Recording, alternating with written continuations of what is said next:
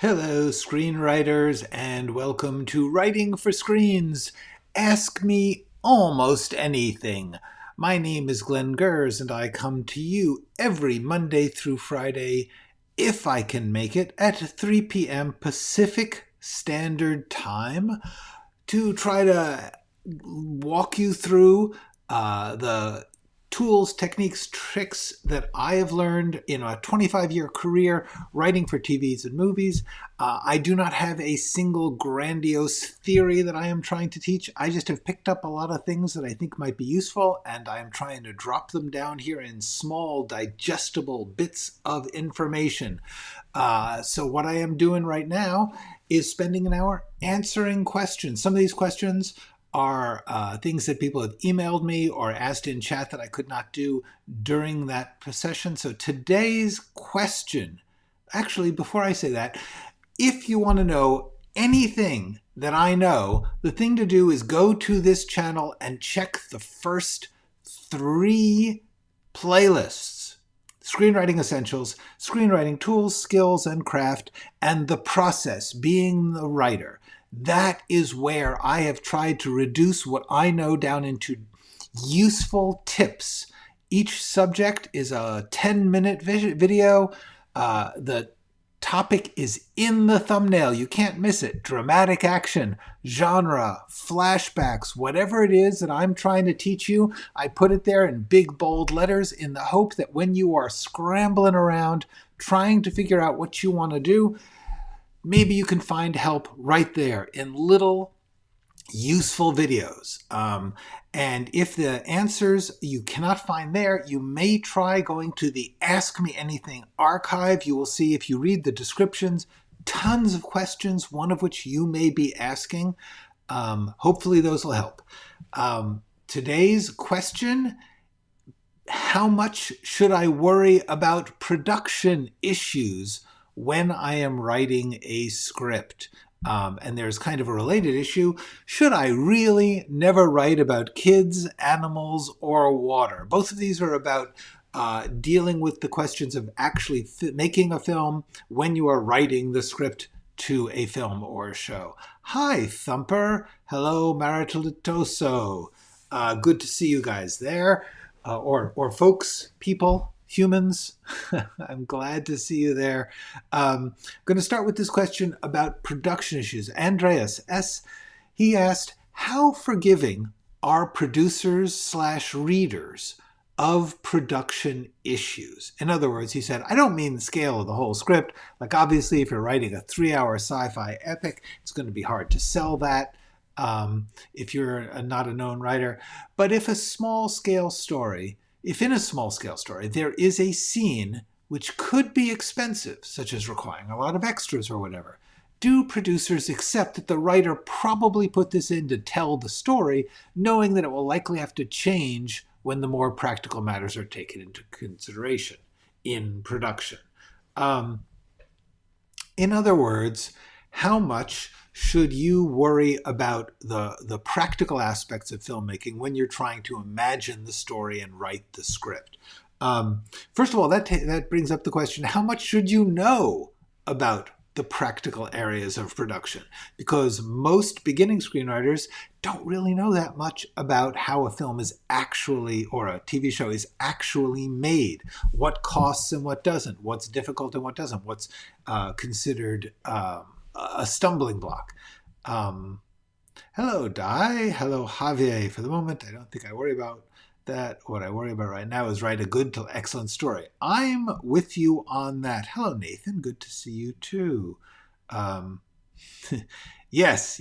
I'm trying to catch up, and I am still nowhere near catching up.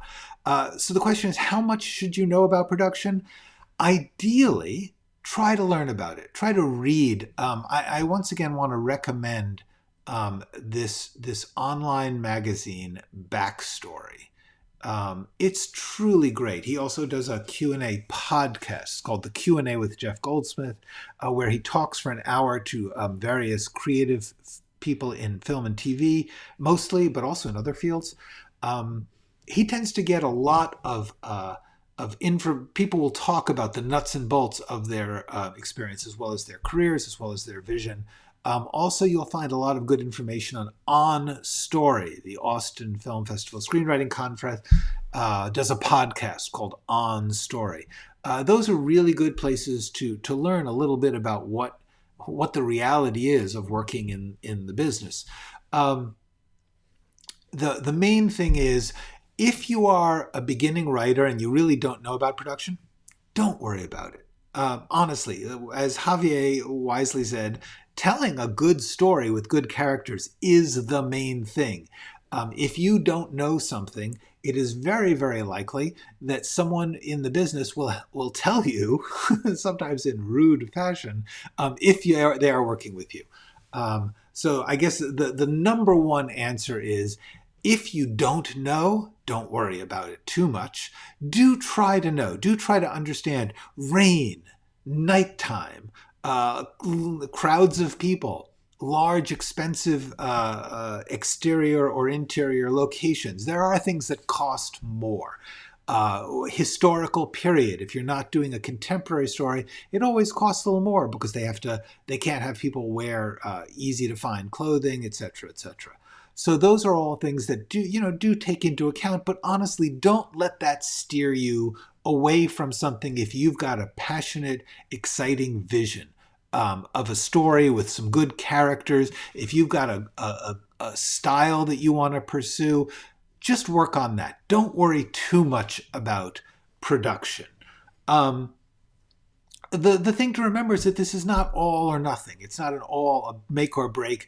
Oh my gosh, these people put a scene at night in the rain. I'm not going to do that script. If the script is really good, if they are really involved in the characters and the story, and there's a scene that's at night in the rain, they're going to, ideally, they will work with you on it and say, hey, let's think how we can do that not in the rain, because it's just really hard to do rain. It costs a lot of money.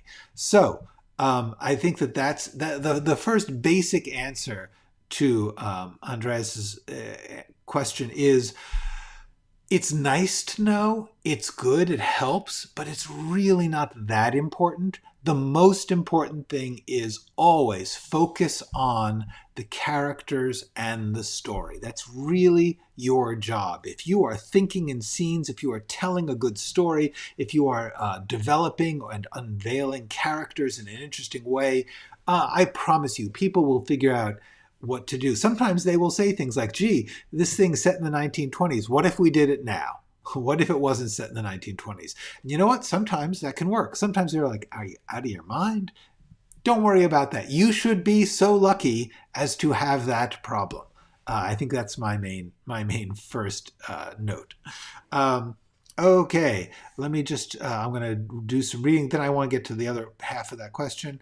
I'm doing a rewrite of a 100-page script that I finished a couple months ago, and it is amazing how much you can improve it, from little things like orthographic errors to big things about the script. It's a lot of work, but I am currently happy with the progress, currently on page 30. Excellent, Martel Tosa. That is good, and that is true. Really, the most important thing that we all have to remember is you don't get it all at once. You don't get it right all at once. You don't really understand everything. You don't make everything work as well as it can all at once. You do it piece by piece, step by step. I do believe that this is, it's something I have said. No one gets it all at once. Writing includes rewriting and rewriting and rewriting over and over again, especially with scripts. First of all, when you write a script, many people's vision and opinion and needs have to get taken into account, and you each have to do a new draft every time. You are constantly being asked to rewrite. So get comfortable with it. Get to enjoy that. To a certain extent, even count on it. Say, if I get this to 90% and that's as best I can do right now, cool, that's fine. Somebody else is going to tell me things that I'm going to have to change. So if I have to get that other 10% at some other time, it will be all right. Yes, you want to make it as good as you can before you show it to people, but you will always be changing it. You will always be improving it. So don't stress out about it. Don't hold back. Do not hide your light under a bushel. it's a biblical quote. Make sure that when you have something that's fairly readable, you let people read it. You learn what happens when they read it. Okay. Are you doing a week of AMAs? To a certain extent. I'm not sure how the rest of the week will go, but at the moment, yes, I am. I'm just trying to plow through I've got a backlog of questions, and honestly, I always plan to answer 3 or 4, and I end up answering 1 because other people ask other questions. Hi, Gene. Okay. There's a question in the YouTube channel that interviewed you. Could you make a film with only $1,000? The answer is yeah, of course. You have to know what you are doing. You have to know what you're going to do. Yes, it is possible to make, at this point, depending on what cost. For instance, do you count the cost of your iPhone? Do you count the cost of your computer that you're going to do the editing on? If you already own those things, cool. But you shouldn't, but the answer is, if you already own those things, you probably could make a screen entertainment for nothing, just with people you know or people you find online and equipment that you already own with software that is free. You probably could make a really solid piece of entertainment. The most important thing, again, is the characters, the story, the vision, the style. There's a lot you need to know about DIY filmmaking, but you can do it for under $1,000. Absolutely. That used to be a big deal. Cameras, film, etc. Those all cost a lot of money and were hard to get. Now everyone has the technology to make screen entertainment, and I hesitate to say film because it's really not a film. Is it a show? Is it a web series? Is it a what? I don't know. But you can do it. You can make that with the materials you already have, most likely. So that's that. You are welcome. Yes, we are all happy to, when any of us accomplish anything. It's really important to give yourself some credit when you get a draft done, when you have a good day's work. Honestly, I think you should crack open the champagne every time you get something done. Honestly. Okay, so how do you know when you are done?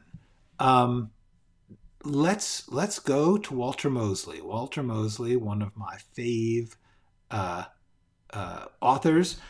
It's done when you know that everything you need to fix, you can't fix yet. Walter Mosley. Basically, the premise here is you're never done with a script. Honestly, I mean, I can tell you that in post-production, you will still be asked for rewrites. So if you are writing something that you are simply, the question is, when are you done to the point of showing it to people? When you can read through it, and as Walter Mosley said, you may think, that's not quite working, but I don't know what to do with it.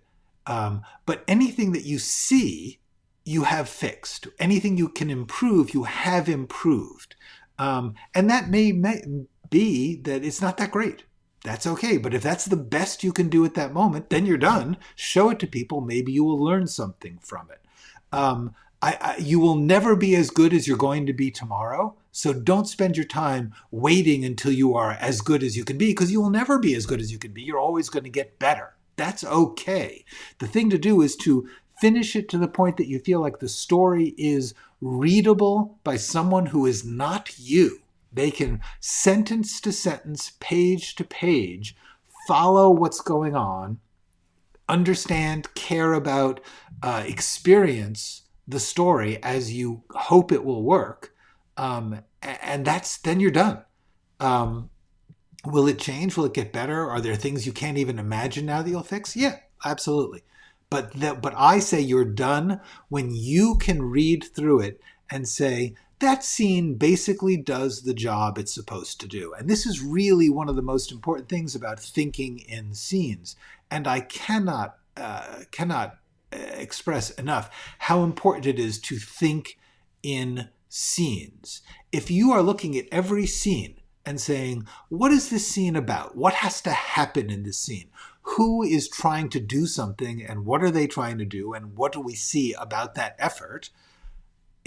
Once you've got that stuff there, you're to a certain extent done. You can worry about other scenes. If every scene is doing its job, and then you go through it and you can't find any scenes where you're like, oh, that's not doing its job yet, you're done. You're done enough. You can show it to someone. I feel like there comes a point when you should like it enough to show it to someone. This gets into a tricky area because some people either hate themselves or their work, or are so afraid of being judged that they never feel confident enough to show it. So when I say you sort of feel good about it, then you show it, first I recognize that that's assuming a certain level of confidence and self-love that you say, oh, that was pretty good. Because I think, as anyone who's seen me writing, I will hit a line where I'll be like, oh, that's a good line, or oh, that scene's pretty good. Hopefully you can build up that process for yourself. That's really the goal of writing, is to enjoy that process and get little moments of joy and satisfaction thinking in scenes, just thinking in lines. If you can get a good line here and there, if you can get a scene to work for your own pleasure, for your own satisfaction, for, oh, I thought it would be cool if there's a scene where this person is nervous about accomplishing something and we're with them in their fear, and then it works out. Cool. That scene has a job to do. And if you can get used to thinking about that and not worrying about how people are going to judge it, not worrying about whether or not it's good enough. Good enough is a never-ending impossibility. Once you get into the business, it's still not good enough. You're still not sure that you are good enough. Nothing is good enough. Everything that everyone is working on, I guarantee you, there's people in Marvel right now, in the Marvel Corporation, saying, is this good enough? Is this going to be good enough? About everything they're doing, okay? No one is sure about that, so don't wait for that. Just wait for the, oh, that's fun. Oh, I like that. That's it. Okay, so hold on. Let me just grab this. Boom. Hello, Tavana. How are you? Tavana, the question you asked, I am now realizing I'm not going to be able to answer career history questions in Ask Me Anythings because I just get interrupted too much. So which is a good thing. That's what you're here for. That's what we're all doing here. But what I'm going to do is start some kind of other sort of like talking about scripts that I've done or events I've worked through as a different kind of live stream. I think it's going to be called Behind the Script or something like that. I haven't quite worked out the format for that. And when I do, I will get to your question about what happens when you finally become a professional. All right. So how many conflicts or problems is just right or too much for a scene? There is absolutely no rule on that. There is absolutely no absolute number. Like you can't say 7 or 1 or 2. The answer is depends on the scene, depends on your writing ability, depends on your style. If you have if you're sort of a show-offy writer and you want to try and have 8 problems show up in one scene, maybe you can pull it off. Try it. For most things, 1 or 2, that's it. I mean, you really don't need that much. A scene is not that big. A scene is 1 to 3 or 4 pages. 4 pages is really a long scene. 3 pages is pretty pushy in most productions. Now and then you'll find someone whose style is, I'm writing 5 or 6 page scenes, and they move through all sorts of motions. But generally, a scene is about one thing primarily. And when it's about that one thing, the steps of that one thing are as many as you can sustain. I'm just trying to. I was just thinking about a scene. There's a scene in No Country for Old Men where Javier Bardem, the murderous assassin, goes into a gas station, and there's a guy behind the counter, And Javier Bardem is basically planning to kill him. And he has this game he plays, this mind game where he gives somebody a quarter or something, and he says like, flip it, heads or tails, and the guy's like, I don't know what I'm betting. And it's this long mind game before Javier Bardem kills this man.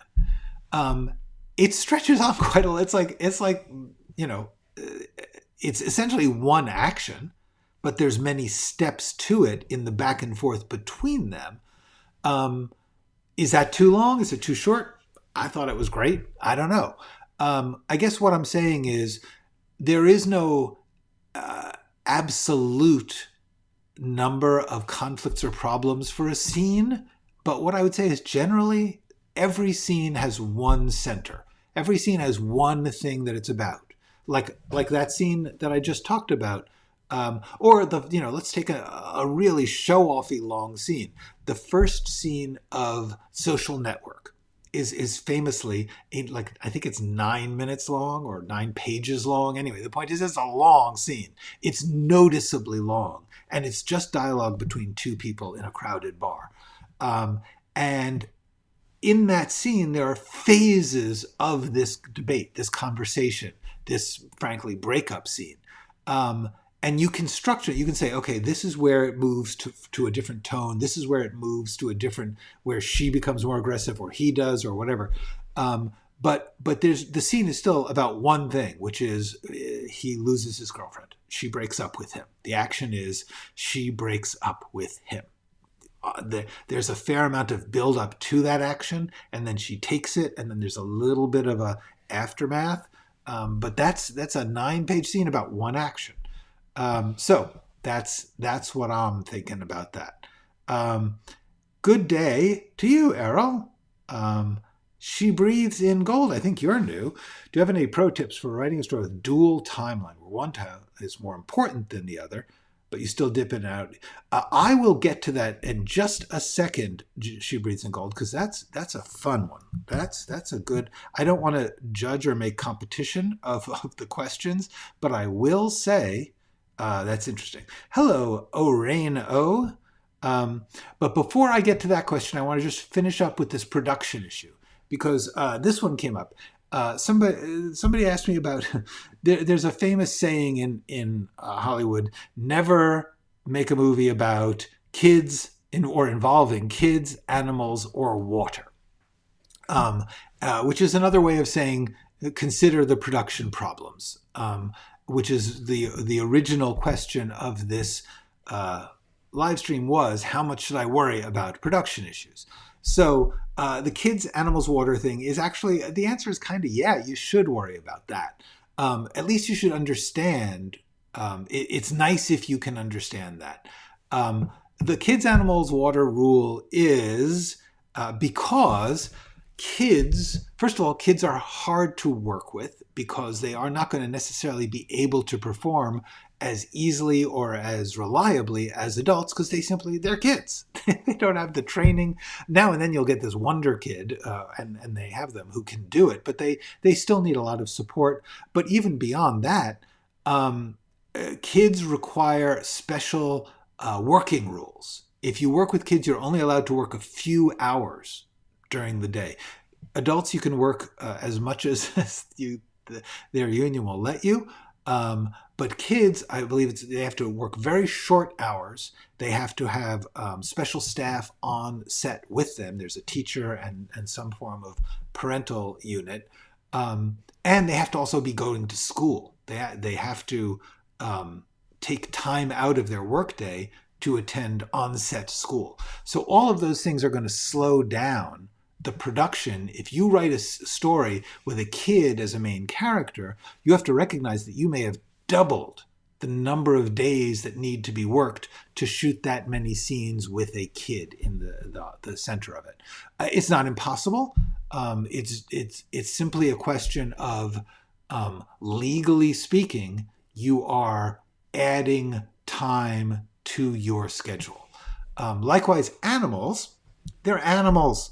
They don't necessarily do things on cue. So you have to leave extra time and work with certain extra conditions in order to get the animal to do what is required.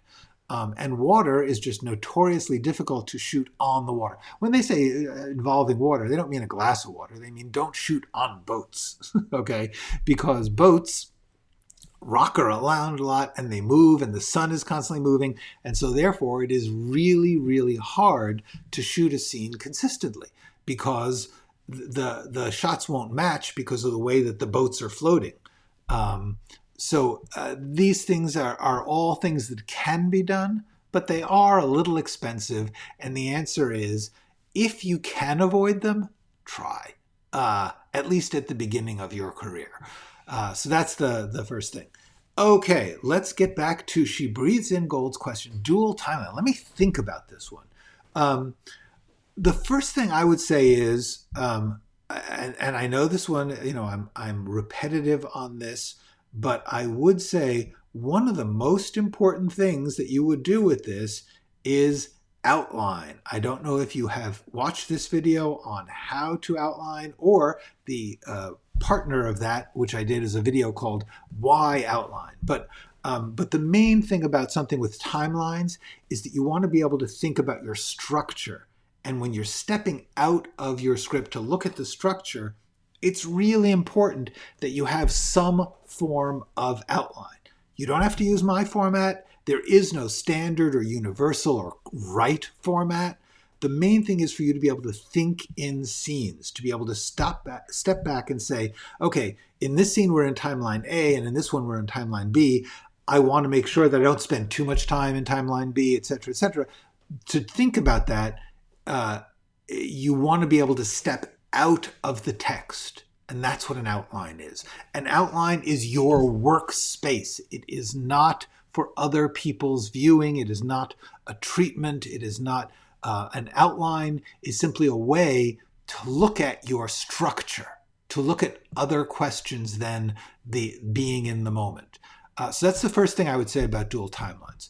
The second thing I would say is, if it's clear to you which one is the more important timeline, then essentially you're kind of just writing that story, and the other one is coming in where the first one needs it.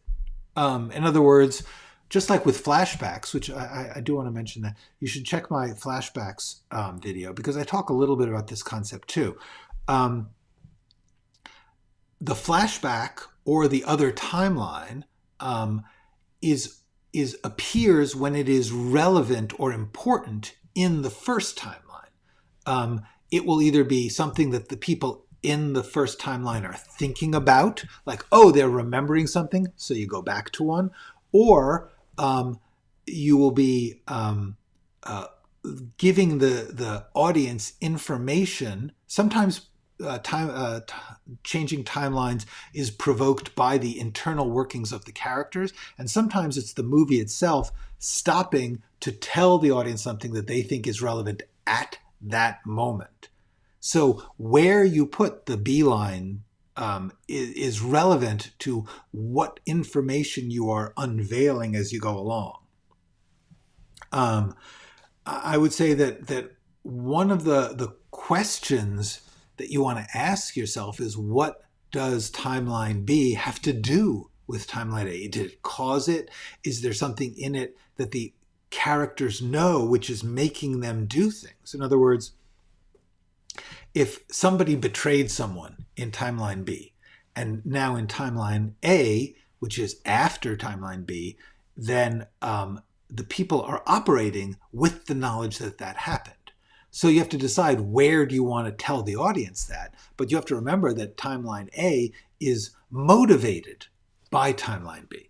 Is that making sense? Is that, I don't know what problems you're running into, but I can tell you. I can also tell you that I wrote a script. It was based in a novel with 4 timelines. It's one person's life, but there is a present, and then there are several layers of the past which are crucially important. And the way that they weave in and out was pretty sophisticated. So if you want to take a look at that, let's see here. If you go to my website, Writing for Screens, oh, look at that. Okay. So if you go to Writing for Screens, you'll hit this big purple page. Scroll down, you'll get the yellow page. Scroll down further, and you will get this checkerboarded kind of page. In the lower corner, lower right-hand corner, there's one marked Creative. If you go to that Creative, it's a button. The rectangle is actually a button. You click on that, you will see a little mosaic of different projects that I'm trying to give you access to. One of them is called The Legends of Jessie Dark. That was a novel, a phenomenal novel from the 1970s that I read and adapted as to a script. Never got made, but I really like that script. And it is multiple timelines, all created by each character's consciousness of the other time. In other words, we only transition when one character is thinking about the other times. But it's not always the same character. In fact, one of the tricks I played was whenever you go into one of these past timelines, it's because a character is thinking about it. But when you come out, it's because another character is thinking about it. Anyway, take a look at that. Legends of Jessie Dark. Let me see. Have I written that somewhere? Let me just...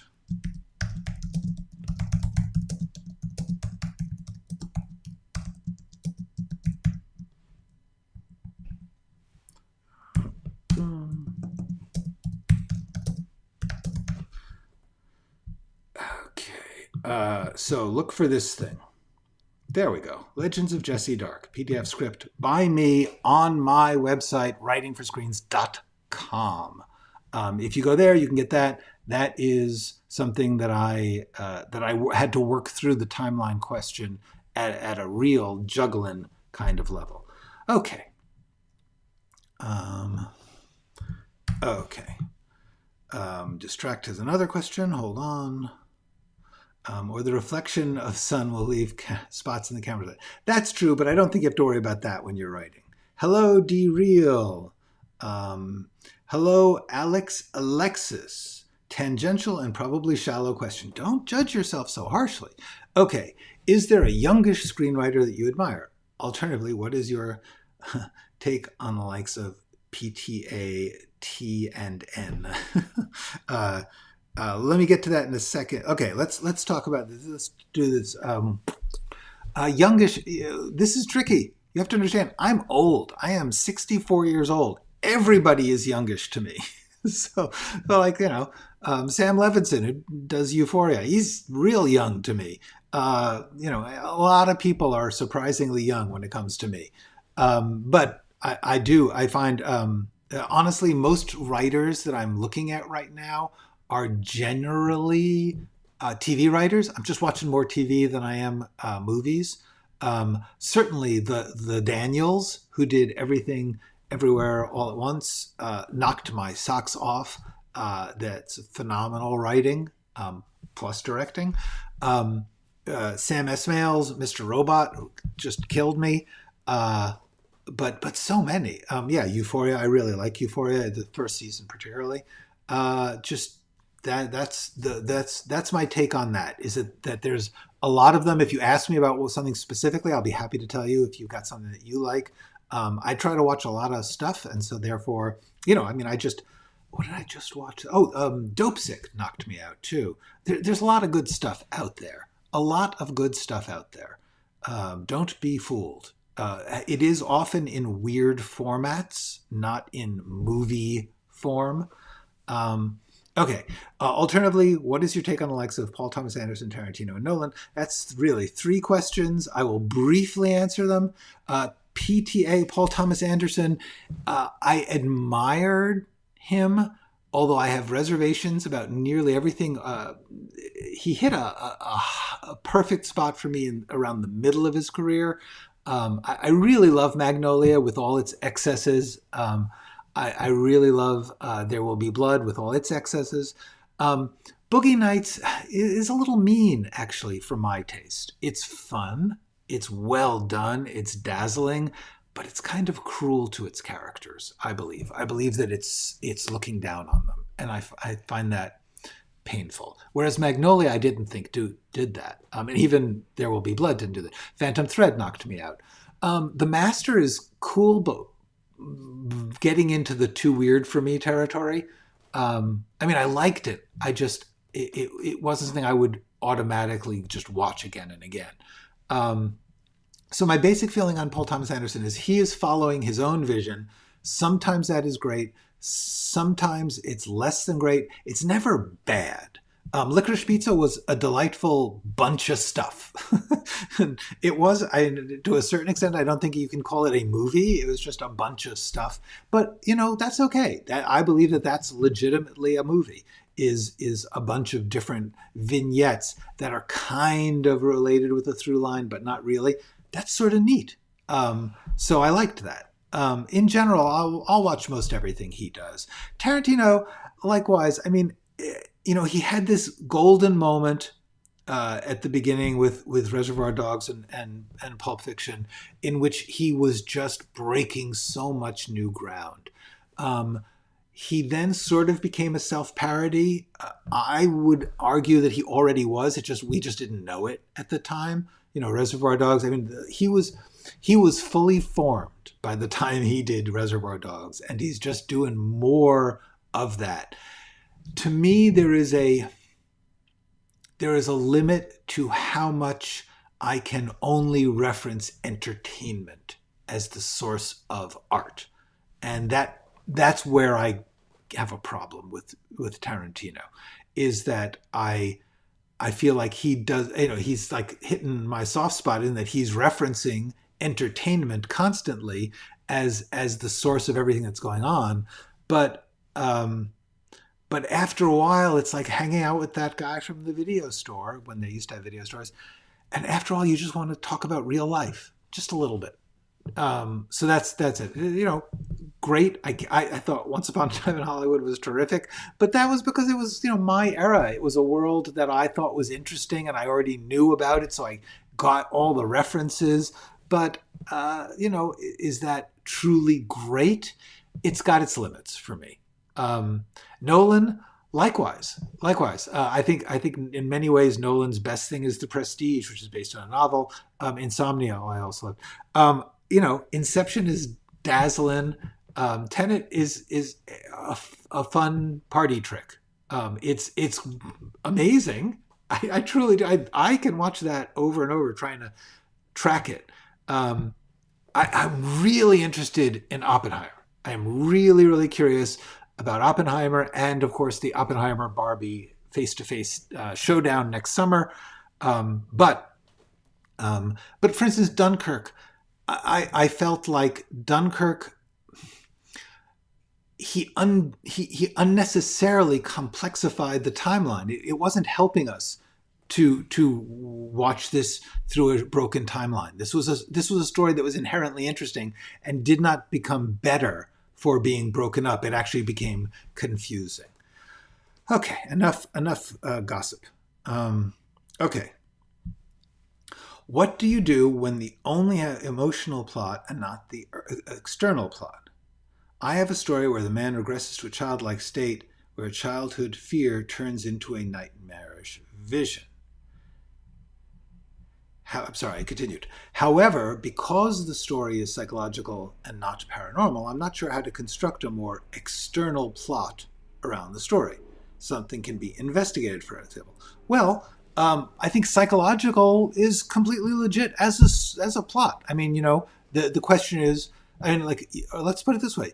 You've got a story where a man regresses to a childlike state where his childhood fear turns into a nightmarish vision.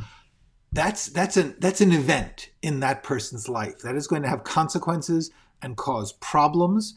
That's a story. The story of how he or those around him deal with that is a story. A story that many good stories have been told about people trying to deal with psychological issues. A lot.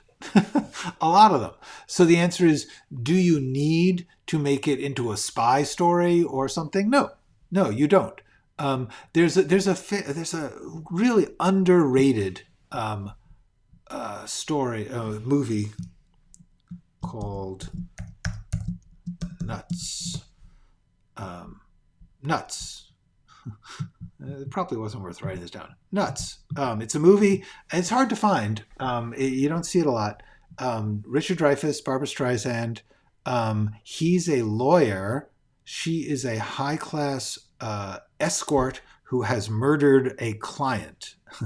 And he needs to get into her mind to understand why she did it, and she does not want to talk about that. And so much of the movie is trying to work through that in a courtroom situation. There's a trial going on, but the answer is think about what consequences or what ask yourself the basic questions. Like let's just go there, which is all right. Who is it about? What do they want?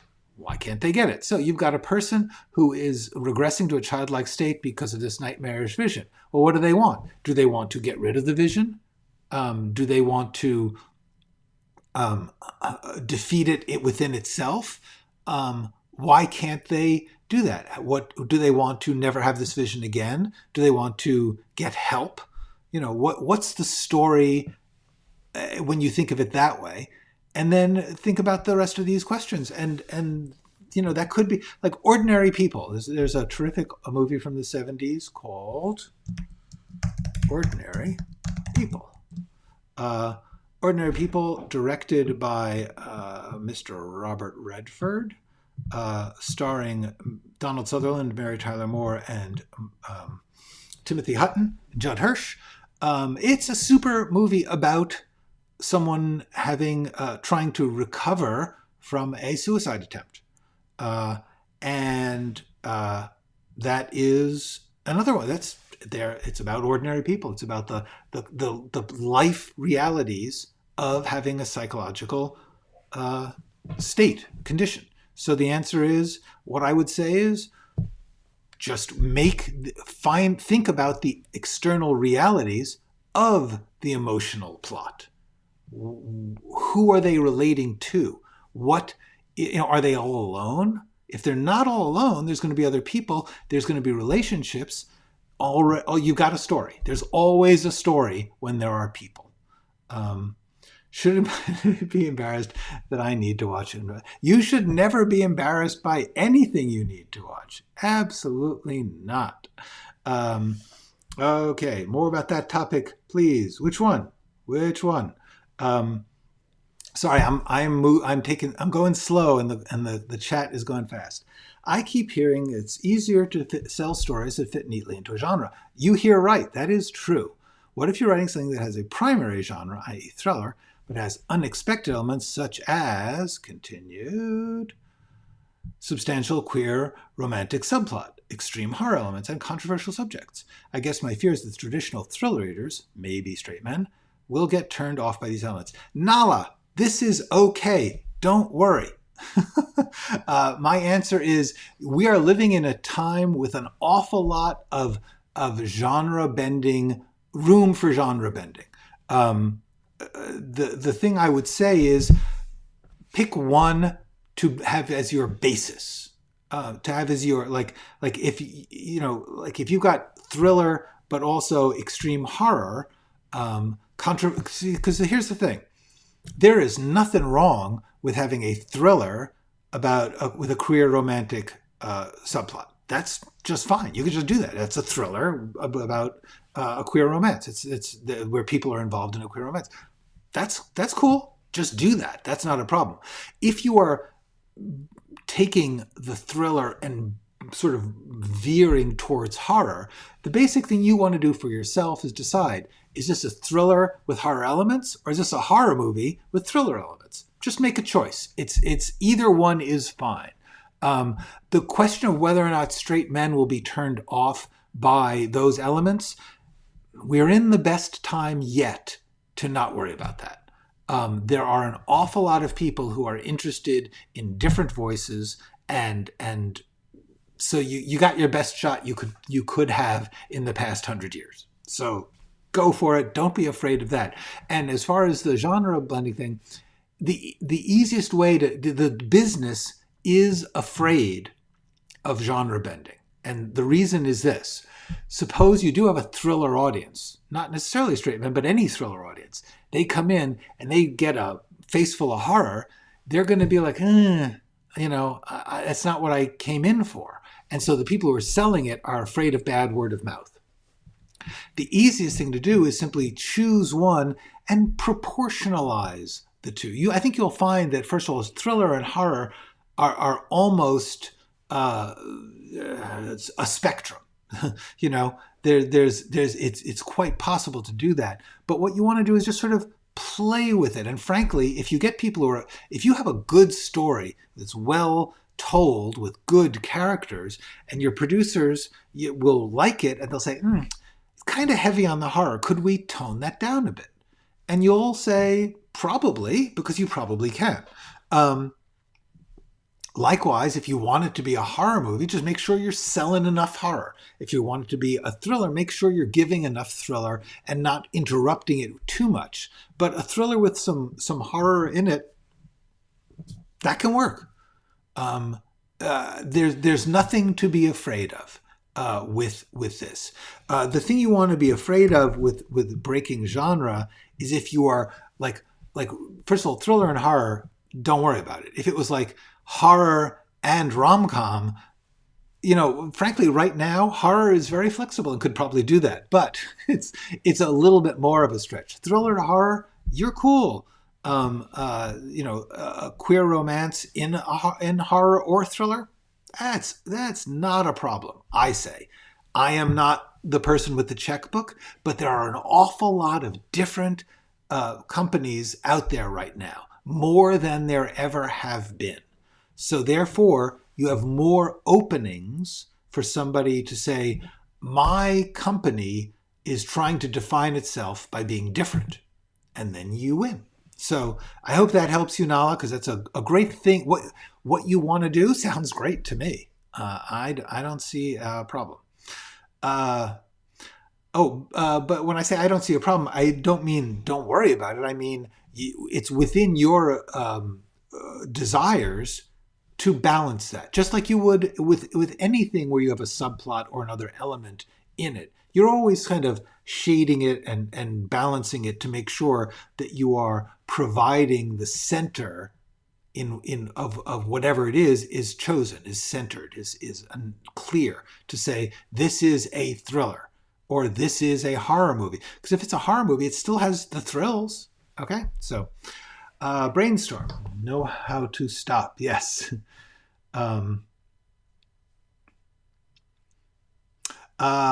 I would say, Nathan, assuming there's more to this question, there is. But I'm worried about squandering my new project. Don't worry about any of that. You are assuming. You are making an ass of you and me. I don't know if you guys know that. Hold on. I will show you.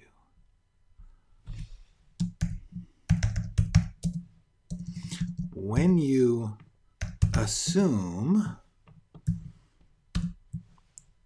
you make an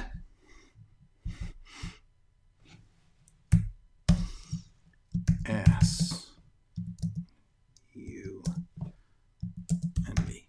There we go. Okay. When you assume, you make an ass of you and me. It's from an old episode of The Odd Couple, the TV show from the 70s. All right, so here's the deal. You are assuming that there is such a thing as new project energy surge, as opposed to I like writing energy surge. Okay, so once again, we're getting into the create a ritual video that I talked about, and the small steps video that I talked about. The answer is you're saying that the way you work is X. And what I'm saying is, if that works, great. But if you're telling me it doesn't work, stop doing it and do something different. Don't count on new energy surge, new project energy surge. Count on, I'm going to do a little piece of this every day and see how it comes out. My guess is you will find the creative fun in each piece. That's the key. Think in scenes, write an outline, enjoy the creativity of the outline. enjoy the creativity of rewriting the outline. Enjoy all of those different creativities, and you will find it. The other thing that I think is really important to remember is, once again, writing is making choices. If you do that, if you say, I'm going to choose, like I don't know what my what your spine is, choose one. You can always change it. You can always say, oh, I need to rewrite this, but pick one. Just say, okay. And really, this is why I often return to this. Who is it about? What do they want? There's your spine right there. Why can't they get it? That's it. Who is it about? What do they want? Why can't they get it? Everything comes from that. So, okay. Yes, Ordinary People is a fantastic film. I agree with that. Okay. I'd love to have some sessions where we pick your brain or your takes on film. Yeah, let's, that's a thing. Let's do that.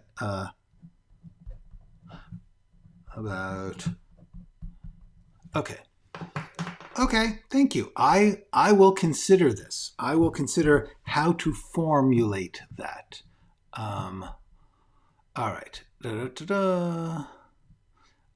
Yes, the climate, everything about what's fascinating about Ordinary People is that there's actually several climaxes, or that there's several main characters. Really, that's the thing. There's a lot of layers. All the people in that family have got a story. Okay. Wait, we got more from Nala. Let's see.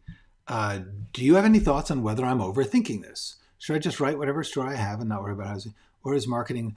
I would say it does sound like you're overthinking it. I would say not that you're overthinking it, but that you've thought you're good. You're good. You've thought about it. And also it sounds like you just don't have that much experience.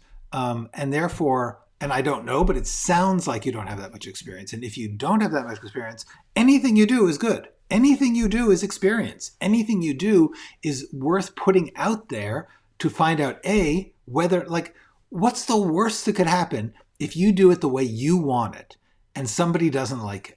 The worst thing that happens is you learn that that thing is hard to do and that you might want to find a different way to go about doing that thing.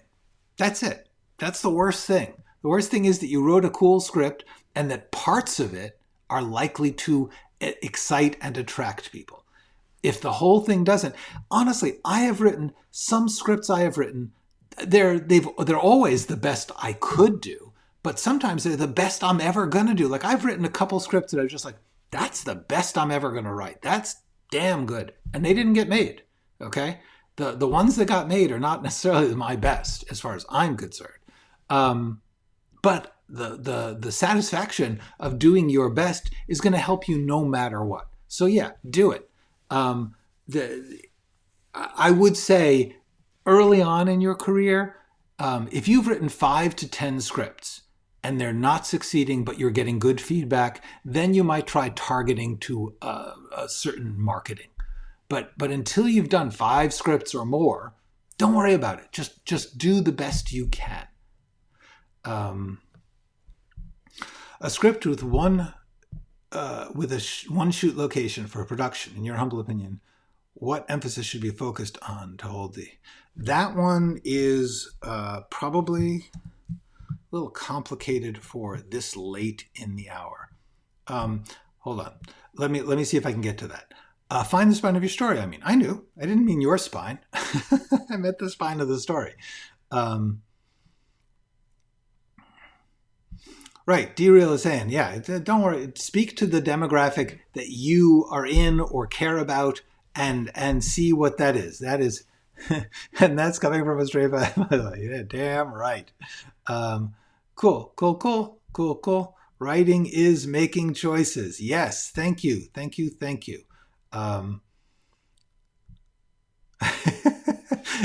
No, Nala, I guarantee you, finish it, write a couple more. First of all, what you described just sounds cool. Let's see what it is. Do it. Do it. Okay. Yeah, I did. I don't remember. There is an AMAA where or something where I did talk about my some actually they weren't my favorites. They were things that influenced me, which is a very big difference.